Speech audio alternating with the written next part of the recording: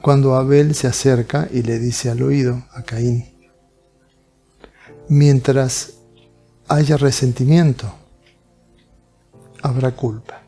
Y mientras haya culpa, habrá castigo. Esta última frase no es de Jorge Luis Borges, la agregué yo. El tema en cuestión entre Caín y Abel es mucho más profundo que dos hermanos. Es el encuentro del matrimonio perfecto. Es el encuentro del resentimiento y la culpa. Yo no he encontrado mejor configuración entre dos personas que tienen conflictos muy profundos, que uno represente la culpa y el otro el resentimiento. Eso es una guerra campal, porque son dos caras de la misma moneda. Y cuando se junta el resentimiento y la culpa, son capaces de crear verdaderas monstruosidades. Ayer vimos la imagen, ¿sí?, de Caín con un palo yendo a matar a Abel, ¿no? ¿Se acuerdan Abel en qué posición estaba? Cuidando una oveja. De espalda, cuidándose. ¿En qué estaba? En un acto de amor y con la naturaleza. Y viene el cabrón del hermano a matarle por la espalda. ¿Qué representa Abel y qué representa Caín? Porque lo tienes adentro. ¿Quién quiere matar a quién? ¿Quién tiene el poder?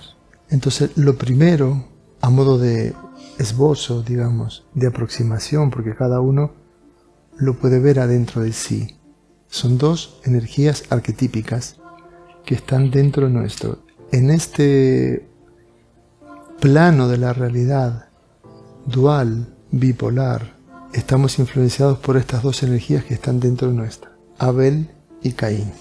En primer lugar, si son dos energías, tenemos que hablar de que hay una de ellas que es superior y hay otra que es inferior. En el encuentro de Abel y Caín adentro nuestro, surge todos los complejos de inferioridad o de superioridad. Hay una parte de ti que se siente inferior y hay una parte de ti que se siente superior. No se salva nadie aquí de los que estamos. Es como decir, hay una parte de ti que cree que puede y otra que jura que no puede. A ver a dónde ubicas estas palabras dentro de lo que es la inferioridad y la superioridad, el poder y el falso poder. Voy a mencionar 6 palabras. Por favor, hazte la composición adentro de ti.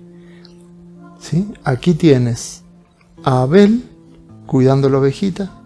Aquí tienes a Caín con el palo en la mano y con un rencor metido adentro que quiere ir a matar a ese otro.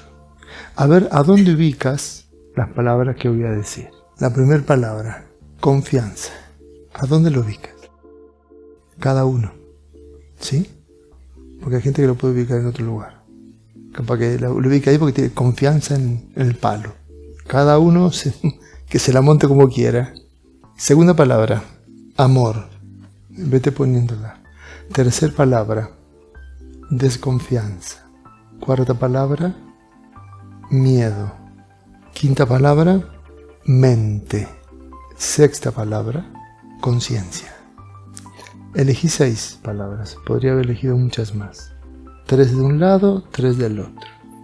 Hay una parte de ti que es inferior. Y hay otra que es superior.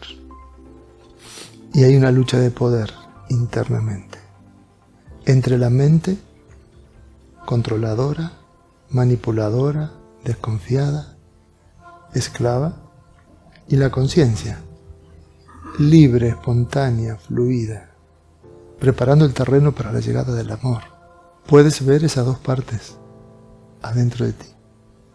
Cuando en la parte de Abel se infiltra la culpa, esto es muy típico, le pasa a muchos hermanos que por ser mejores o beneficiados o aventajados respecto a otro hermano, se llenan de culpa.